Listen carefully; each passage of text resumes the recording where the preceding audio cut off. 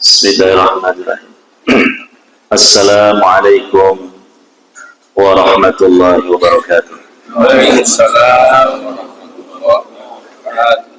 Hamdan katsiran hamidan mubarakan fi kama yuhibbu rabbuna wa yarda.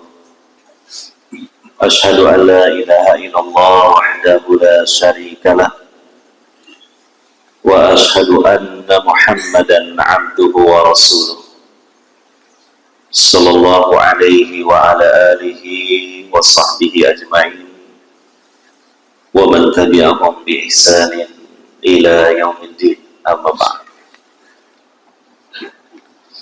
Para bapak ibu sekalian, sudah sarapan belum? Ya, ini sekarang kita sarapan rohani, dengan kita berzikir, berdoa, melaksanakan sholat, terutama sholat subuh, dan juga menuntut ilmu syar'i, mempelajari ayat-ayat Al-Quran dan sunnah Nabi Sallallahu Alaihi Wasallam. Ini adalah santapan terbaik karena berupa santapan rohani. Sebagai ikhtiar kita agar rohani kita tetap hidup, bahkan hidup dengan sehat. Karena kalau rohani kita hidup dengan sehat, maka kita akan selamat bahagia dunia akhirat. Sehatnya rohani kita itu sebenarnya harus kita lebih diutamakan daripada sehatnya jasmani. Ya. Karena rohani itu setelah Allah ciptakan, maka hidup kekal,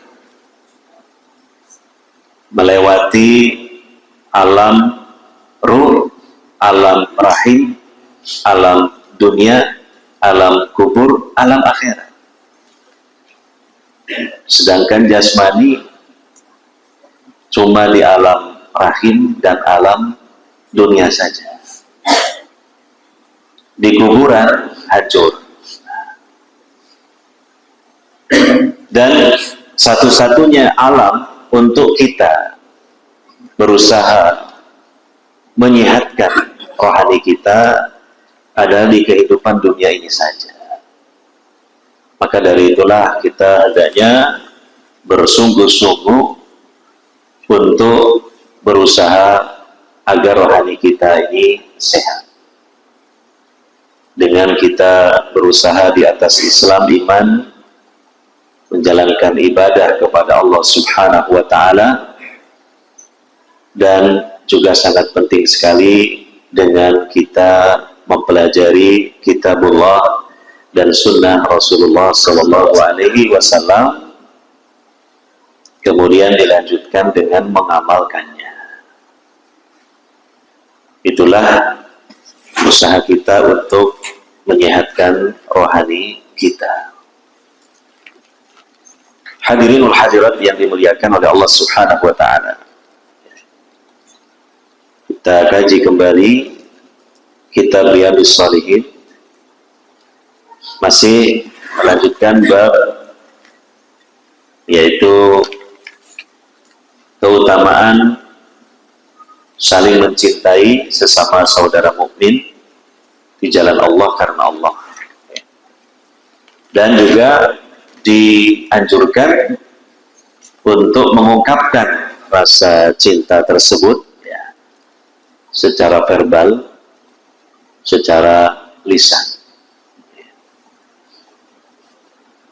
Sebagaimana kita lanjutkan hadis terkait dengan masalah tersebut, yaitu riwayat Abu Daud dan At-Tirmidzi, hadisnya hasan, dari Abu Karimah Al-Miqdad bin Ma'di Karib radhiyallahu anhu, anin Nabi sallallahu alaihi wasallam, dari Nabi sallallahu alaihi wasallam. Qala, beliau bersabda, "Idza ahabba ar-rajulu akhahu," apabila seseorang itu mencintai saudaranya, falyukhbirhu annahu yuhibbuhu, maka hendaknya dia mengabarkan kepadanya, kepada saudaranya yang dia cintai, bahwasanya dia mencintainya. Ini salah satu sunnah yang sepertinya jarang, bahkan langka diamalkan oleh kita kaum mukminin. Jadi kita sampaikan saja sesekali pada saudara kita yang kita cintai di jalan Allah, karena Allah, bahwa saya mencintai panjenengan karena Allah. Ya, kalau bahasa Arabnya, inni uhibbuka fillah. Ya, atau dengan ungkapan yang lain yang maknanya seperti itu. Dan alangkah baiknya ada keterangan karena Allah, di jalan Allah atau karena Allah, supaya memperjelas ini cintanya ini cinta apa dan karena apa gitu. Karena cinta itu ada bermacam-macam. Ya, ada cinta asmara, ada cinta ya karena ya seneng aja, itu tabiat saja. Nah itu kalau begitu kan bukan ibadah, kalau begitu itu tabiat. Tapi kalau cinta kepada saudaranya di jalan Allah karena Allah, itu namanya cinta ibadah, karena Allah perintahkan, karena Allah mencintai hal tersebut. Nah, jadi kita ungkapkannya kurang lebih kalimatnya seperti itu. Dan ini efek secara psikisnya ini ternyata ya tidak bisa dianggap remeh. Ya, apalagi memang kita mengatakannya ini ikhlas, tulus dari hati. Biasanya sesuatu yang tulus dari hati itu juga akan masuk ke dalam hati. Gitu. Tapi kalau ucapan hanya di lisan saja, bukan dari hati, ya cuma masuk ke telinga saja, nggak meresap ke dalam hati. Begitu kata para ulama. Sehingga ini melegakan, melapangkan saudaranya yang mendapatkan ungkapan rasa cinta karena Allah tersebut, dan akan semakin menguatkan untuk saling mencintai di jalan Allah karena Allah. Dan juga akan menghilangkan, mengikis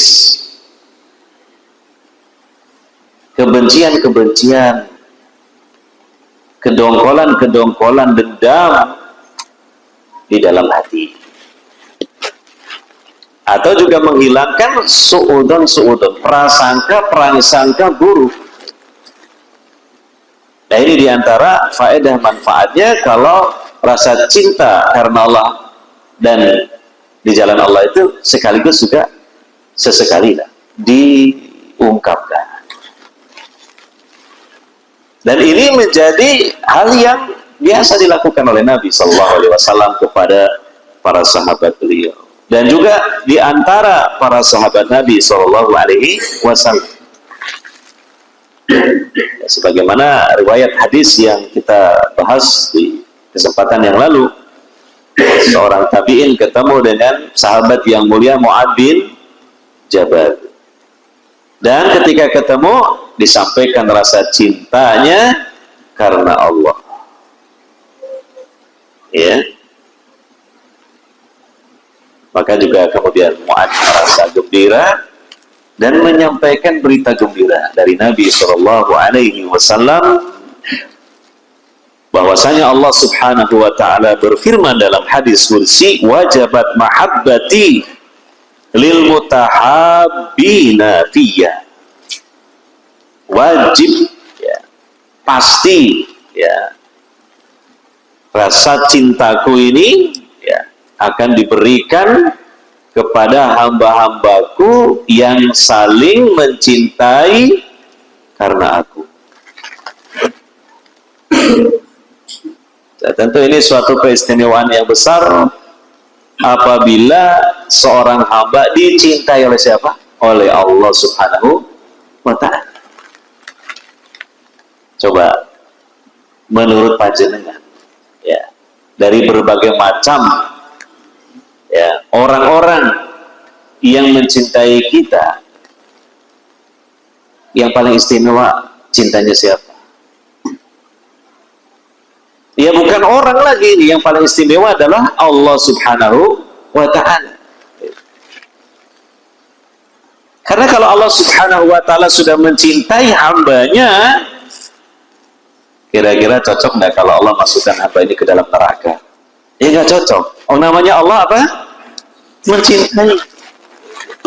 Kan nggak mungkin, nggak masuk akal. Allah mencintai hambanya, hambanya dimasukkan ke dalam neraka. Kan nggak mungkin. Ya, yang mungkin pastinya adalah dimasukkan ke dalam surga. Karena Allah mencintai.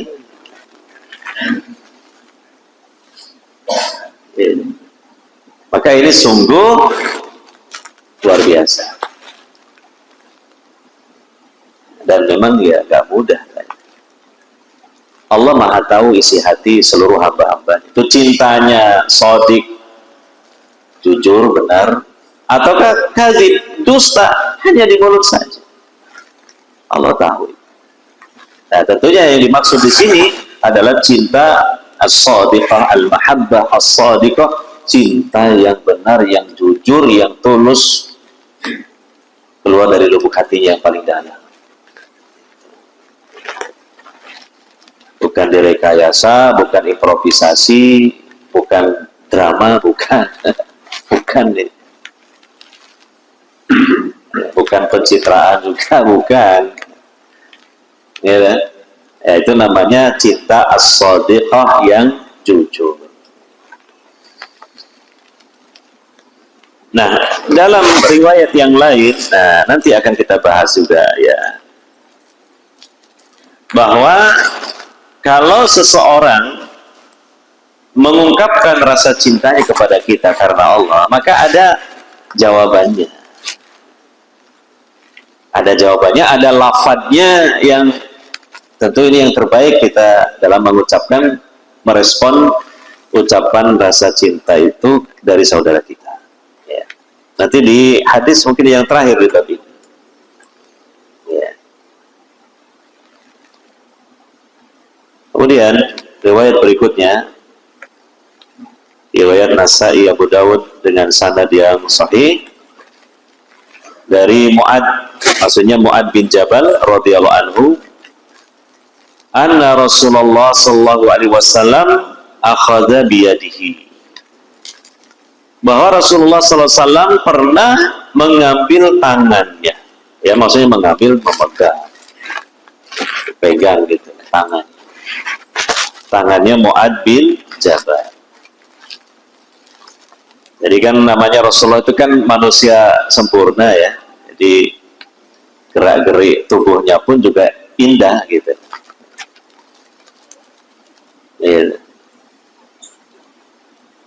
Apa istilahnya? Gestur apa? Tubuh ya, ada ya. Rasulullah itu sempurna. Bukan sekedar bagus indahnya ucapan-ucapan beliau saja, tapi apa? Gestur tubuhnya, bahasa tubuhnya pun sempurna gitu. Ya, contohnya di sini ada kalanya Nabi juga tidak hanya dengan ucapan sebagai bentuk perhatian dan cinta itu, tapi juga gestur tubuhnya itu diperagakan oleh Nabi sallallahu alaihi wasallam. Nabi memegang tangannya Mu'ad. Tentu kan Mu'ad perasaannya senang sekali, suatu hal yang ya istimewa ya. Makanya disebutkan oleh sebagian para sahabat ya, Nabi sallallahu alaihi wasallam itu karena beliau sempurna akhlaknya dalam memperhatikan orang, itu tidak pandang orang siapapun, tidak melihat yang kedudukannya tinggi itu mendapatkan perhatian yang lebih istimewa, tidak gitu. Makanya orang yang mungkin gak dianggap oleh kebanyakan orang pun ketika mendapatkan perhatian Nabi, dia merasa dirinya yang paling diistimewakan, padahal bukan gitu. Bahasa kitanya GR Dia merasa, oh saya ini paling diistimewakan oleh Nabi. Padahal bukan, semuanya ya sama rata. Diperhatikan, dipedulikan oleh Nabi Shallallahu Alaihi Wasallam. Ya, jadi ini luar biasanya, namanya Rasul Nabi, apalagi yang paling mulia. Dan alhamdulillah kita ini ditakdirkan oleh Allah Subhanahu Wa Taala jadi umat Rasul Nabi yang paling mulia ini. Bersyukur kepada Allah Subhanahu Wa Taala. Hanya kata Nabi Sallallahu Alaihi Wasallam, nahnu al-akhiruna wal awwaluna yaumil qiyamah. Kami ini umat terakhir, maksudnya di dunia. Tapi di akhirat paling duluan masuk surga. Cuma jangan yang enak saja, tapi juga paling duluan masuk di nerakanya. Gitu.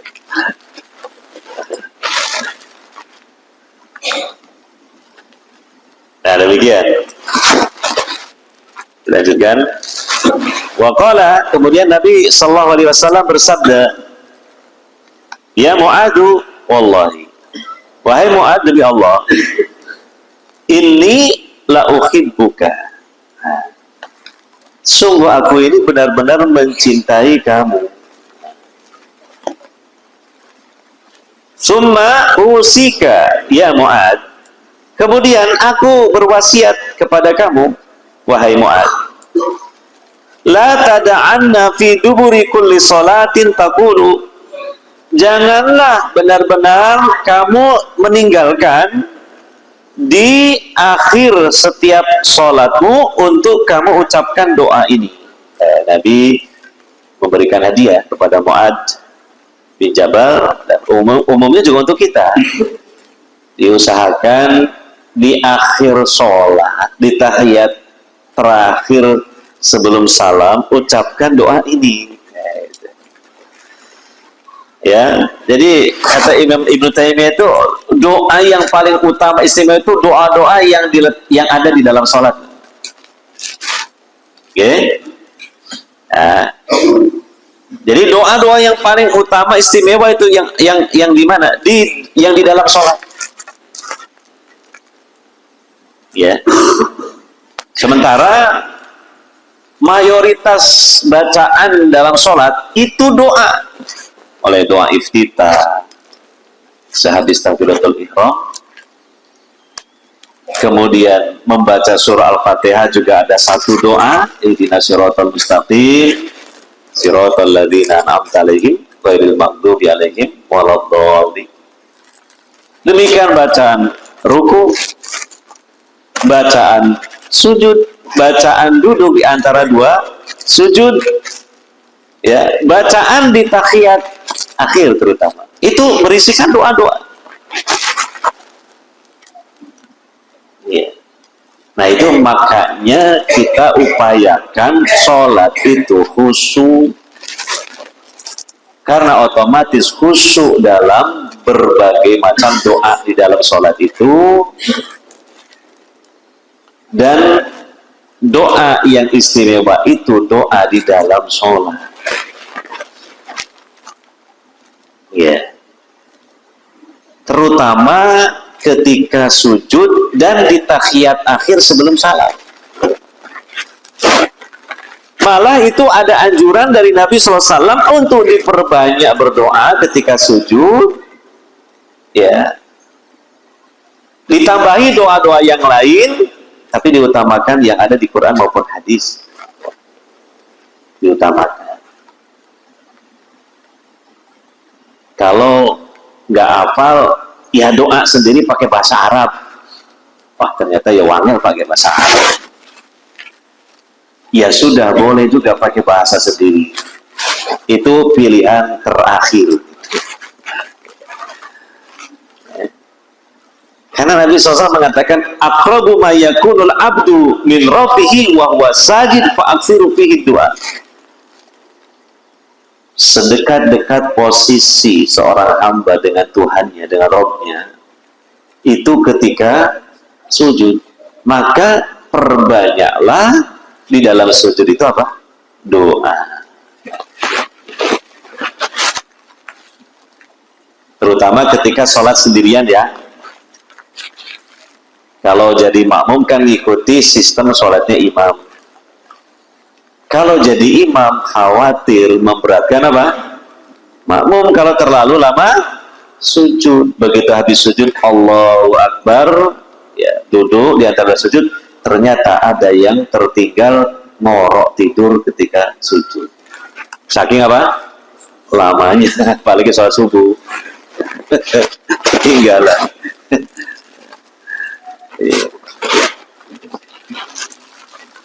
Nah, yang kedua, dalam hadis Sahih Bukhari dijelaskan sebuah riwayat bahwa ketika Nabi SAW mengajari para sahabat tentang bacaan tahiyat akhir, kemudian Nabi mengatakan hendaknya dia memilih doa yang dia sukai, kemudian dia baca. Jadi di tahiyat akhir sebelum salat silakan ditambahi. Makanya ya kalau bisa ya di tahiyat akhir itu jangan tergesa-gesa salam lah gitu ya. Eman gitu. Ya. Atau sekalipun jadi imam ya kasihlah beberapa menit gitu setelah membaca doa perlindungan kepada Allah dari 4 fitnah. Wa min syarri fitnatil masiihid dajjal, enggak langsung salam. Memberi kesempatan supaya barangkali ada yang ingin menambahi dengan doa yang lain. Itu adalah waktu yang mustajab, saat yang tepat untuk berdoa. Nah, di antara pilihan doa bahkan yang ini dianjurkan oleh Nabi SAW adalah doa yang seperti beliau wasiatkan kepada siapa tadi? Sahabat Mu'adz bin Jabal. Bahkan Nabi SAW sampai menekankan, ya, la tada'anna, jangan engkau benar-benar meninggalkan. Artinya apa? Usahakan baca. La tada'anna itu. Fi duburi kulli sholatin, di dubur setiap sholat. Apa sih artinya dubur itu? Karena ada dua penafsiran di kalangan para ulama, doa ini dibaca selesai sholat, artinya setelah salam, ataukah di tahiyat akhir sebelum salam. Kayak gitu. Maka insya Allah pendapat yang lebih kuat adalah di tahiyat akhir sebelum apa? Salam. Mengingat, memahami makna dubur. Coba perhatikan. Manusia punya dubur apa enggak? Punya, ya. Secara umumnya ya, normalnya ya. Hewan punya dubur apa enggak? Punya. Pertanyaannya, duburnya itu nempel ke tubuh manusia, ke hewan apa tidak? Ya nempel. Bahkan dubur itu bagian dari organ tubuh manusia ataupun hewan. Berarti berada di unit atau sistem manusia ataupun hewan itu. Berarti kalau disebut dubur sholat berarti ada dalam sholatnya, gitu. Sehingga pendapat yang lebih kuat adalah yang mengatakan dubur kulli sholatin itu artinya di akhir sholat sebelum salam, di tahiyat akhir sebelum salat. Jelas ya? Nah, silakan diamalkan bacaan doanya, Allahumma a'inni ala dzikrika wa syukrika wa husni ibadatika. Ya Allah, aku minta tolong. Ya. Atau ya Allah, tolonglah aku untuk bisa selalu dzikir kepada Engkau. Untuk bisa selalu bersyukur kepada Engkau, dan untuk bisa memperbagus ibadahku kepada Engkau. Loh, ini 3 permintaan yang luar biasa ini. Dengan kalimat yang singkat. Ya, minta tolong kepada Allah untuk bisa dzikir, untuk bisa syukur, untuk memperbagus ibadah. Itu 3 hal tidak mudah loh pengapalannya. Bisa selalu dzikir. Kita ini hamba yang banyak lalai. Dan zikir dalam makna seluas-luasnya loh, bukan cuma zikir membaca bacaan kalimat zikir dengan lisan dan hati saya, zikir secara luas. Ya.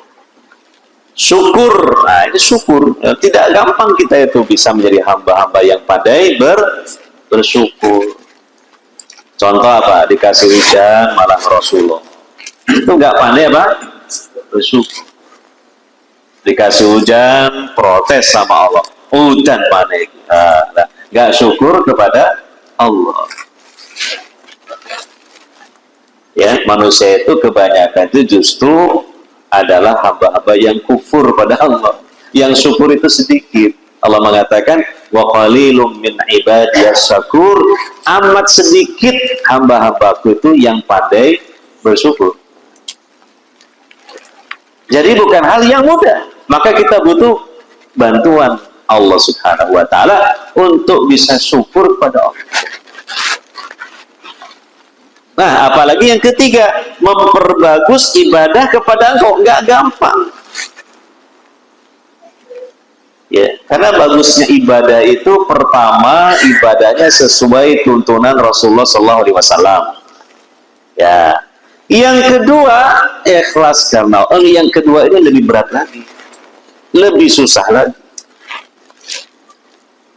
Nggak cukuplah ilmu kita itu yang kita miliki ya. Untuk bagaimana kita bisa ikhlas di setiap ibadah. Enggak cukup. Susah ikhlas. Maka kita membutuhkan apa? Pertolongan, bantuan, taufik dari Allah Subhanahu wa Ta'ala. Maka kalau kita renungkan makna dari doa ini begitu luas dan mendalam.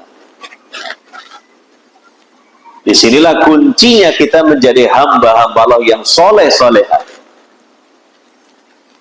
Ya. Dan juga di situ terkandung makna bahwa kita menjadi baik itu tanpa pertolongan, tanpa taufik dari Allah nggak akan bisa. Nggak akan bisa. Berat. Dan juga terkandung pesan bahwa kalau kita itu sudah bisa berzikir, bersyukur, memperbagus ibadah, jangan sombong, bahkan jangan ujub. Karena itu Allah yang memberikan bisa seperti itu. Oh, aku ahli masjid. Oh, aku ahli sholat, aku ahli ngaji, aku lah ini ujub. Dan hati-hati, ujub itu kata Nabi akan membinasakan pelakunya. Ya, Nabi mengatakan istanibu ya, al-mubiqat. Salas al-mubiqat, jauhi 3 hal yang membinasakan. Yang pertama, syukhun muta', bakhil yang ditaati. Yang kedua, wahawan muttaba', hawa nafsu yang diumbar, gak dikendalikan. Yang ketiga, wa ijabul mar'i binafsihi, ujubnya seseorang kepada dirinya sendiri. Dan ujub itu lembut Pak, masuk ke dalam hati, orang lain nggak ada yang tahu. Kalau orang itu ria, oh mungkin ada orang lain negor, kamu lojo ria, lojo pamer, nah, kan alhamdulillah ada yang negor. Ya. Kalau kita sum'ah, kebaikan kita dicerita-ceritakan, woro-woro, publikasi viral, ya. Mungkin ada orang nasihati, jangan gitu Pak, nanti pahalanya rusak. Tapi kalau ujub, siapa yang bisa nasihati? Oh, nggak ketahuan. Hanya pelakunya aja yang tahu, ya tentunya yang pertama Allah Subhanahu wa Ta'ala. Tapi itu membahayakan, akan bisa membinasakan kita. Ujub itu adalah benih kesombongan. Gitu. Dan ya itu bukan hal yang mudah kalau kita bisa terhindar dari ujub. Aku dan aku. Justru seharusnya di dalam hati kita itu kita mengatakan, siapa sih aku inilah, apalah artinya aku inilah, ya. Tanpa pertolongan Allah Subhanahu wa taala saya nggak bisa berbuat apa-apa. La haula wala quwata illa billah. Tidak ada daya dan kekuatan melainkan atas pertolongan Allah. Nah, makanya ini sebenarnya kalau direnungkan doanya yang yang Rasulullah SAW ajarkan kepada Mu'adz bin Jabal itu ke situ di antara pesannya itu. Jangan ujub. Karena apa? Kita lo bisa bagus ibadah juga Allah yang memberikan pertolongan.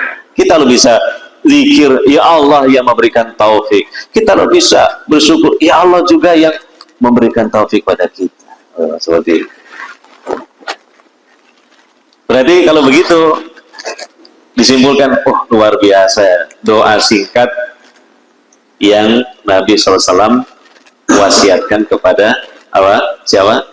Mu'adz bin Jabal. Apalagi disarankan dibacanya kapan? Di akhir sholat. Dan kata Ibnu Taimiyah, seutama-utama doa itu doa-doa yang ada di dalam sholat. Sudah hafal doanya? Sudah diamalkan? Gak usah dilaporkan ke saya, nanti ujub. Jawab lah kepada diri sendiri masing-masing. Walaupun tidak selalu, ya sesering mungkin lah membaca doa ini ya, supaya kita ditolong oleh Allah untuk melakukan 3 hal yang terpenting dalam hidup ini: selalu zikir, bersyukur, dan memperbagus ibadah kepada Allah Subhanahu wa ta'ala.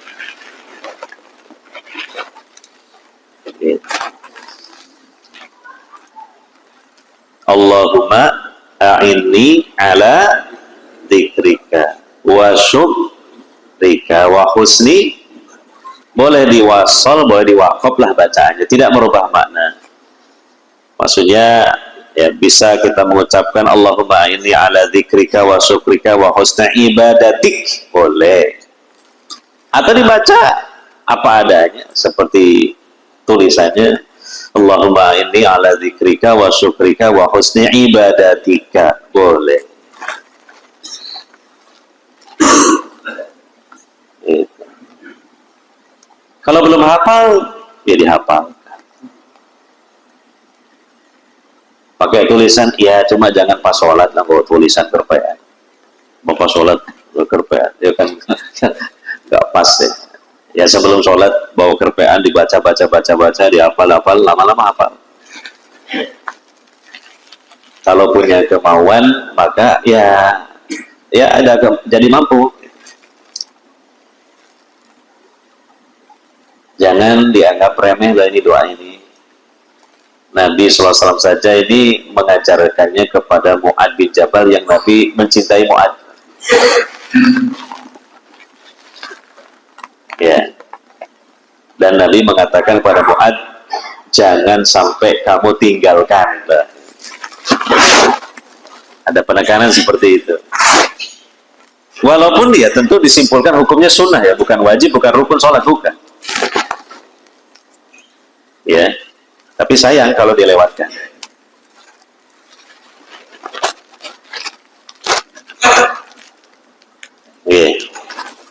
Iya, bah. Pun apal bah doa nih gua dereng ya, jadi apal mangga ya, ditulis. Nah, dan luar biasa nih doa nih gitu.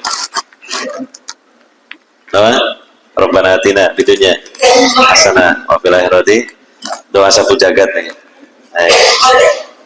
Nah, ini ditambahin lagi doa ini gitu.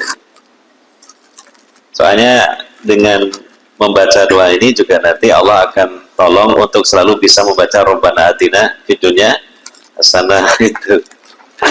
Karena ditolong oleh Allah dalam berzikir kepada Allah.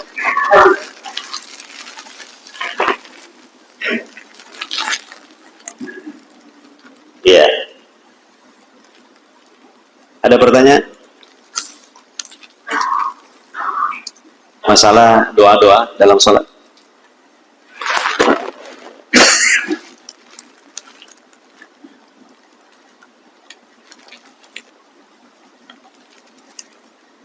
Ada juga doa yang lain yang hebat juga itu. Ada itu doa yang lain selain ini yang Nabi SAW sampaikan kepada sahabat yang paling beliau cintai, yaitu Abu Bakar As-Siddiq, dalam hadis Bukhari Muslim. Ya, bahkan di kitab Bulughul Maram ada itu, bahwa Abu Bakar As-Siddiq berkata kepada Nabi SAW, wahai Nabi, ajarkan kepadaku satu doa. Alimni doaan ad'u bihi fi sholati, yang aku akan baca dalam sholatku. Maka Nabi SAW mengatakan doa, menyampaikan doa. Allahumma inni zalamtu nafsi zulman katsira wa la yaghfiru dzunuba illa anta faghfir li maghfiratan min 'indik warhamni innaka antal ghafurur rahim. Oh, Masya Allah, doa ini hebat sekali. Hebat sekali doa ini.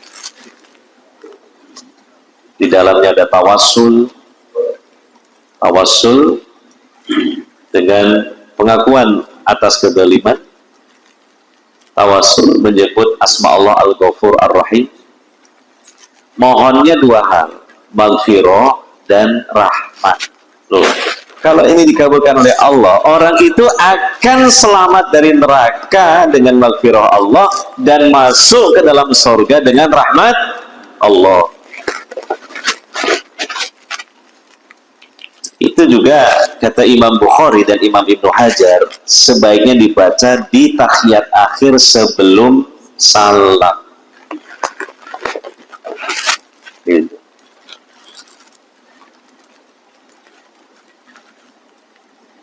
Ya, ada bacaan yang begitu diajarkan oleh Nabi SAW. Bahkan itu jelas.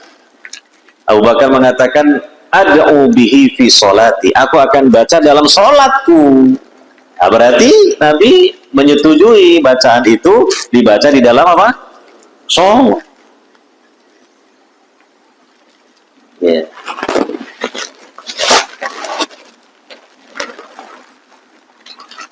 Dan satu hal sebagai pesan, jangan meremehkan doa. Ya, jangan apa? Meremehkan doa. Doa itu hebat kalau dikabulkan oleh Allah Subhanahu. Doa itu ibadah yang sangat agung. Ya. Permasalahan Nabi Adam yang melakukan pelanggaran besar di sorga hingga Allah turunkan dari sorga ke dunia, selesai dengan doa. Doanya apa? Rabbana dhalamna anfusana wa illam taghfir lana wa tarhamna lanakunanna minal khasirin. Ya. Jadi doa itu hebat, maka jangan meremehkan doa dan jangan malas berdoa. Banyak saja, perbanyak saja doa. Allah nggak bosan-bosan mendengar doa hambanya. Sampai hambanya sendiri mungkin yang merasa bosan. Maka kita jangan bosan. Kalau nggak dikabulkan di dunia, ya di akhirat. Yeah. Maka perbanyak doa. Nah, terutama di dalam sholat.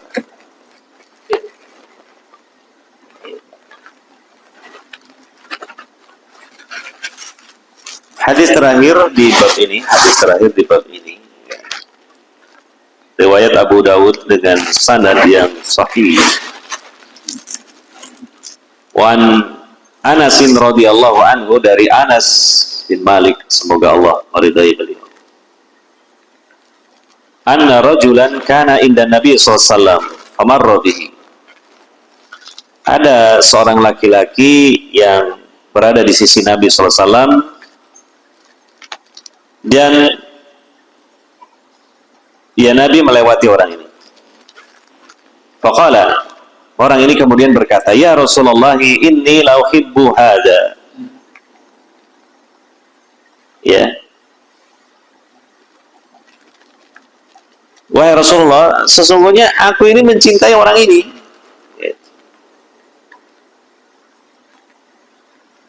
Jadi ada sahabat Nabi lewat, ya, melewati seseorang yang lain, lalu kemudian dia mengatakan kepada Rasulullah SAW bahwa aku ini mencintai orang ini.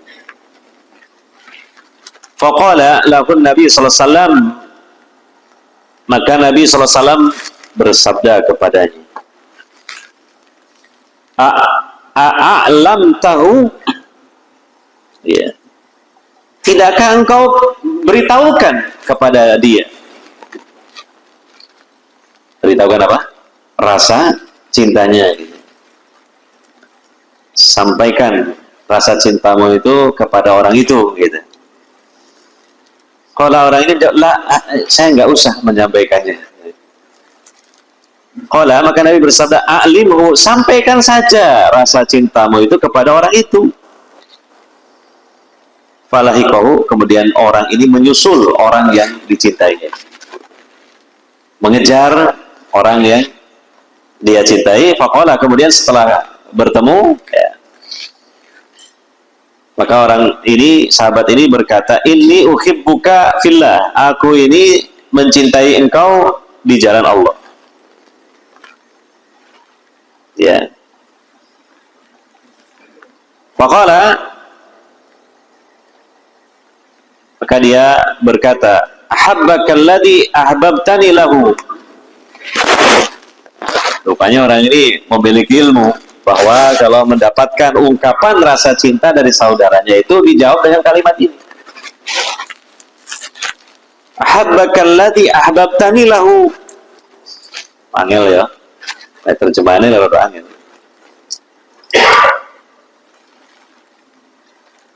Ahabbakal ahbabtani lahu. Semoga zat yang mana kamu mencintaiku karenanya juga mencintai kamu. Kalimatnya itu. Artinya dibalas dengan didoakan. Karena kamu mencintai aku karena Allah, semoga Allah pun dikarenakan kamu mencintai aku karenanya, Allah mencintai kamu. Didoakan supaya mendapatkan kecintaan dari Allah Subhanahu wa Ta'ala. Kan begitu, sesuai dengan hadis Nabi SAW di hadis Mu'adz bin Jabal itu, bahwa siapa yang mencintai saudaranya karena Allah di jalan Allah, Allah pun mencintai.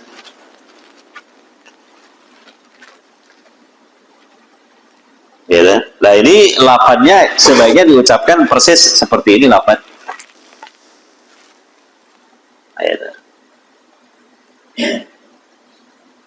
Atau yang kedua, kalau rodo susah ya didoakan, semoga Allah pun, nah, karena kamu mencintai aku karena Allah, Allah mencintai kamu. Itu juga maknanya sama.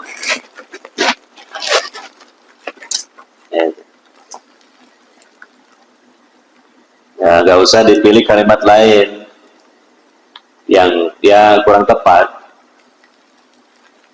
gitu. Atau kurang afdol, misalnya, aku mencintai kamu karena Allah, sama-sama, ya. Sama-sama. Ya, ya boleh, tapi kurang afdol. Karena ono kalimat yang lebih afdol, lebih utama. Aku mencintai kamu karena Allah. You are welcome. Oh boy. Tulisannya kok keset. You are welcome. Gua ya bahasa Inggris. Ya itu boleh aja, cuma kan kurang afdol dah ya gitu ya. Ya. Yang paling afdol yaitu ya doa tadi dibalas dengan doa tadi, semoga orang ini mendapatkan cinta Allah. Nah, itulah yang dimaksud jawabannya, lafadznya begitu. Walhasil kita pelajari bab ini kan ada satu sunnah bahwa ya kalau kita mencintai saudara kita karena Allah, ya sesekali diungkapkan. Boleh nggak pakai tulisan? Ya boleh. Di WA gitu ya, ya kirim WA boleh, sama juga. Nah kalau hadir orangnya ada dekat kita, ya nggak etis lah pakai tulisan, ini diomongkan ya gitu, diungkapkan. Ya. Dan sekaligus juga kita mengetahui fadilah keutamaannya mencintai saudaranya karena Allah itu gitu. Luar biasa. Dan memang luar biasa juga, ya nggak gampang begitu. Ya kita belajar mentazkiyah nufus kita, mensucikan, membersihkan jiwa kita dari kotoran-kotoran. Itu berat loh itu. Bagaimana menghilangkan hasad, benci, dengki, marah, dendam, dongkol, itu nggak gampang. Ya, membeningkan jiwa itu nggak gampang. Tapi kita berusaha begitu. Ya, kan ada dalam hadis riwayat Imam Ahmad itu seseorang yang dari mengatakan min ahlil jannah, dari penduduk sorga, calon penghuni sorga.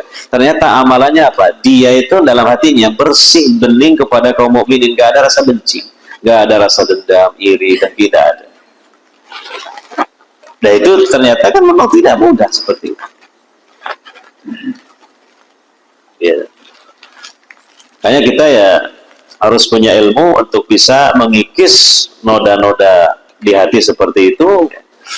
Jadi antaranya taghaful, mudah melupakan kesalahan orang lain kepada kita. Ya, di antaranya lagi apa? Besarkan akhirat bukan dunia. Jadi dalam pikiran kita, ini kan masalah dunia, dunia sebentar lagi mau kita tinggalkan. Demi untuk mendapatkan keselamatan kebahagiaan akhirat, saya hilangkan rasa dendam itu, saya hilangkan kebencian itu, saya hilangkan hasad itu. Ya, berusaha seperti itu. Dan berdoalah kepada Allah Subhanahu wa Ta'ala.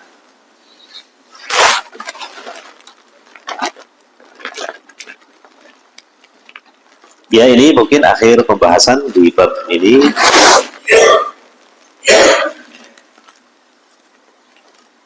Ada beberapa menit untuk tanya jawab, kalau ada silakan.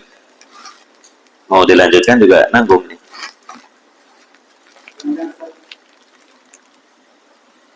Siapa? Oh ini, Bapak.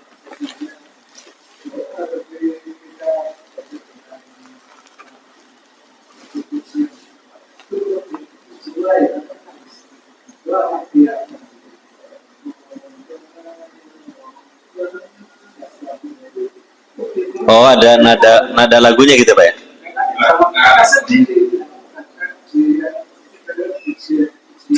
Iya.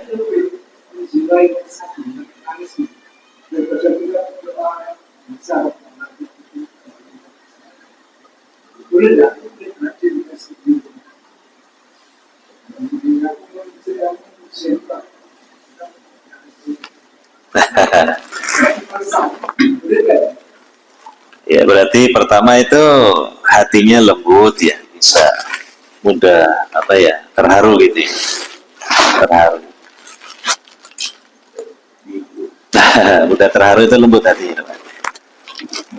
Menyaksikan, mendengar hal-hal yang dia berkaitan dengan kita juga merasa dosa, melihat orang yang menderita, disano, itu lembut hatinya Pak. Dan itu perlu disyukuri sebagai rahmat Allah Subhanahu wa Ta'ala. Karena tidak semua orang itu Allah berikan jiwa rahmat atau welas asih. Jenengan lihat tayangan di Sudan, orang-orang menderita begitu ya, terharu nangis, lembut hati, tapi gak iso nolong banyak, cuma iso ndongakno, itu lembut hatinya. Orang yang punya kelembutan hati, rahmat itu dekat dengan rahmat Allah. Nabi mengatakan, irhamu man fil ardi yarhamkum man fis sama. Kasihanilah makhluk-makhluk yang ada di muka bumi ini, nanti Allah yang ada di langit akan mengasihi kamu.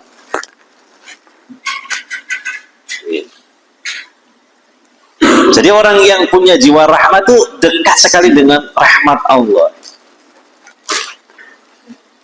Sampai Nabi menceritakan, mohon maaf, ada seorang pelacur punya jiwa belas asih melihat seekor anjing yang kehausan.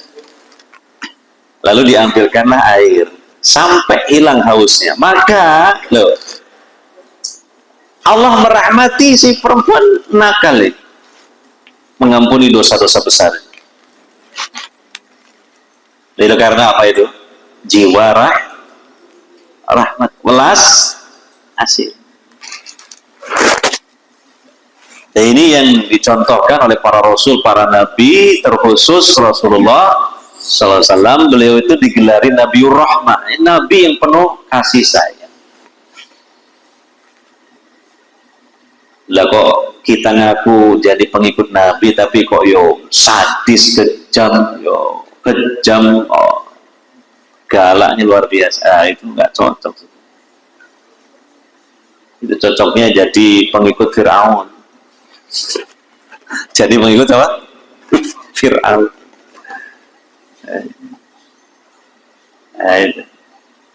Itu yang pertama. Yang kedua, Pak, ya, sebaik-baik doa itu sesuai tuntunan Nabi Shallallahu Alaihi Wasallam.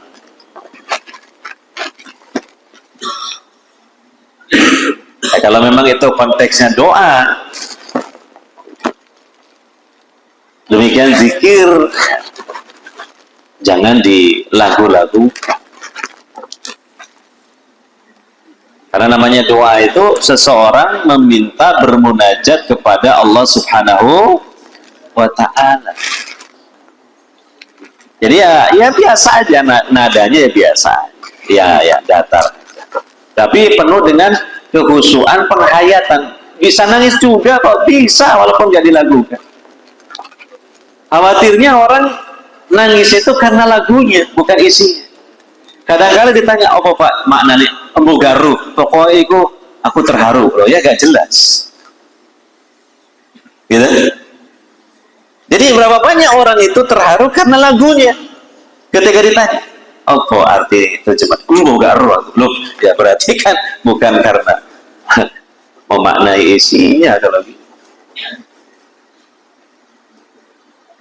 Ila sulil firdausi ahla wala aqwa alan naril jahimi.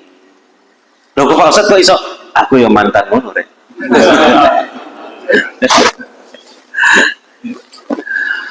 Nangis baca doa. Ternyata ditanya, apa arti ini? Oh karo lah. Lah kenapa nangis? Lah kalau dimanai justru doa ini dikritik oleh para ulama, doanya nggak jelas doa ini. Pertama bukan dari Nabi, yang kedua riwayatnya nggak jelas, yang ketiga ulama yang mengucapkan doa ini siapa nggak jelas juga. Ada yang mengatakan, loh ini Abu Nawas nggak ada dalam sejarah. Itu cerita 1001 malam dari Baghdad. Kalau di tataran Sunda itu sama dengan cerita si Kabayan Sabah Kota.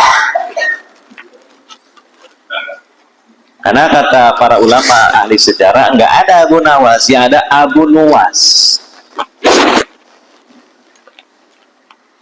Seorang ulama ahli hadis. Dan nggak bikin kelakuan konyol-konyol, nggak ada kalau Abu Nuwas. Sama yang satunya lagi Abu Nuas. Kalau Abu Nuas banyak. Contohnya kita kalau di majelis taklim jadi Abu Nuas. Apa artinya Abu Nuas? Bapak ngantuk. Karena Nuas itu artinya apa? Ngantuk. Nah, itu. Si ngantuk-ngantuk tangi kabeh. Iya, kesindir itu. Nah itu kalau dilihat maknanya juga nggak jelas doa itu.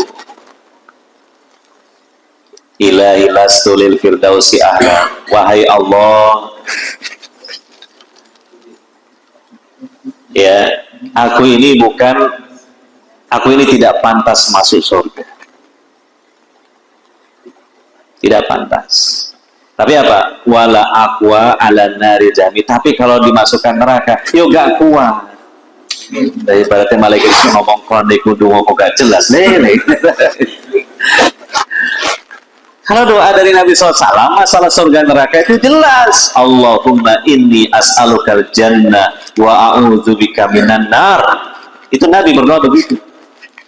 Ya Allah, aku ini minta kepada Engkau surga, dan aku berlindung kepada Engkau dari neraka. Jelas gitu. Jangan seperti tadi. Kalau aku dimasukkan ke dalam surga, merasa gak pantas. Tapi kalau dimasukkan ke dalam neraka, ya gak kuat. Terus maunya apa? Coba. Dan di sana itu cuma ada dua itu terakhirnya, surga atau neraka. Lalu dimasukkan, diletakkan di emperan surga, nggak ada emperannya surga juga. Nggak jelas itu doanya. Dan ini dikritik oleh para ulama, contoh doa yang nggak bagus, karena nggak jelas. Kelihatannya untuk tawaduan, tapi itu nggak jelas. Ya, semua hamba Allah yang Allah masukkan ke dalam surga memang pantas masuk surga, karena masuk surga itu dengan rahmat Allah kok, bukan semata-mata karena apa? Amal soleh. Gitu. Iya kan begitu. Nah, orang membaca tadi ya puji-pujian karena nadanya juga terenyuh, nangis gitu. Padahal apa? Ditanya nggak paham isinya. Dan isinya pun sebenarnya bermasalah gitu loh. Bisa dipahami lah. Iya. Lah, doa sesuai tuntunan Nabi dengan ikhlas bisa nangis. Itu nangis yang benar. Maka sudah kita bahas di bab yang sebelumnya, 7 golongan manusia di mahsyar yang dapat naungan Allah. Di antaranya apa? Rajulu yadkurullaha khaliyan fafadat ainahu. Seseorang yang zikir kepada Allah sendirian dan ikhlas, lalu bercucuranlah air matanya di dua kelopak matanya itu, karena takutnya kepada Allah. Dan kalau doa sama Allah, Pak, jangan dilakukan, Pak, itu nggak sopan. Ya lagu biar, kalaupun ada nada jangan berlebihan lah, jangan dengan nada-nada yang mendayu-dayu gitu, berlenggak-lenggok nadanya. Karena apa? Logikanya loh, kalau jenengan aja minta sesuatu sama Presiden Pak Prabowo terus juga dilakukan, kira-kira sopan apa enggak? Oh, mantan tentara ya? Kamu itu yang jelas loh minta. Bayar paling mungkin dikasih tapi uang 2.000 karena dianggap pengamen ya gitu. Lah itu sama makhluk aja dianggap gak sopan, Pak, minta sambil dilakukan, dinyanyikan. Apalagi sama Allah Subhanahu wa ta'ala. Ya. Yang Nabi menganjurkan melakukan itu Al-Qur'an, membaca Al-Qur'an. Ya, dengan itu pun lagu-lagu yang sewajarnya lah, ya, jangan berlebihan juga. Lagu Cucak Romo gawe nada baca Al-Quran, wah kacau nih. Ya lagu yang ya, bahkan ya sebaiknya dari talentanya sendiri lah. Karena Nabi mengatakan laisa minna man lam yataghanna bil Quran. Tidak termasuk dari kalangan umatku yang tidak melakukan bacaan Quran. Maksudnya melakukan itu ya yang sepantasnya saja. Itu. Nah, kalau konteksnya doa, ya jangan dilakukan. Bahkan tuntunan Nabi SAW, bahkan dalam Al-Quran, doa itu dengan suara yang lirih. Di surah Al-A'raf, Allah berfirman, Ud'u rabbakum tadarru'an wa khufya innahu la yuhibbul mu'tadin. Ya, berdoalah kalian kepada Allah. Tadarru dengan tawadu, merendahkan diri, menghinakan diri. Ya. Wa khufya, dengan suara yang lirih. Innahu la yuhibbul mu'tadin. Sesungguhnya Allah tidak mencintai hamba-hambanya yang melampaui batas. Jadi Pak, tadi kalau masalah menangis itu ya dalam konteks yang sesuai tuntunan, dan itu bisa para sahabat yang menangis dengan ya baca Qur'annya, dengan doanya, dalam sholat malamnya menangis. Jadi ya juga ya tidak harus segala hal itu dengan menangis. Ada pada tempatnya, ada pada tuntunannya juga. Bahkan kadang kalau di tempat umum ya kita tahan tangisan ini karena khawatir nanti jadi ria gitu. Tapi kalau sudah nggak bisa ditahan ya silakan, kan kembali kepada hati.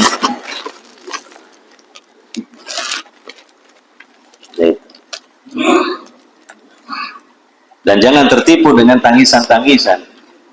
Ada amalan-amalan zikir-zikir yang tidak sesuai tuntunan Nabi sallallahu alaihi wasallam, kemudian para pengamalnya pun menangis. Maka sungguhnya mereka tertipu oleh syaitan, mengamalkan hal-hal yang dibenci oleh Allah dan Rasulnya, lalu menganggapnya itu hal yang luar biasa karena mereka bisa menangis.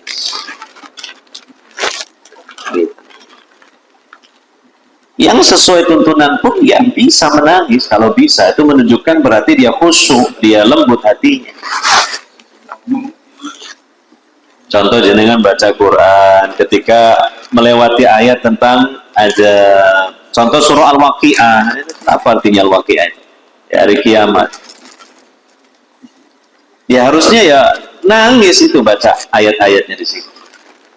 Baca surah Yasin. Surah Yasin itu kebanyakan memuat tema-tema akhirat. Yasin itu ya harusnya menangis itu baca itu. Merenungi, mentadaburi isinya. Nah gitu tak. Kita merenungi diri sendiri, banyak dosa, ya menangis. Ya. Kita lihat orang-orang yang banyak penderitaan, kesusahan, ya menangis terharu. Nah itu lembut jiwanya. Ya. Ya begitulah. Memang kata Nabi SAW, andaikan kalian tahu sebagaimana yang aku tahu, kalian itu akan banyak menangisnya daripada tertawanya. Sebagaimana Hasan Al-Basri itu wajahnya lebih sering terlihat sendu karena menangisi dosa. Hasan Al-Basri.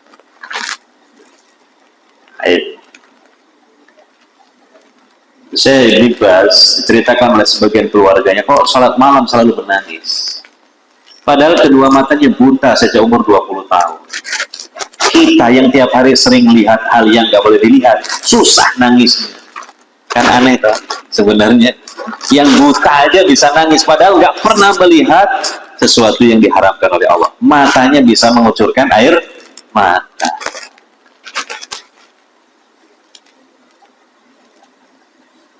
Ya, begitu.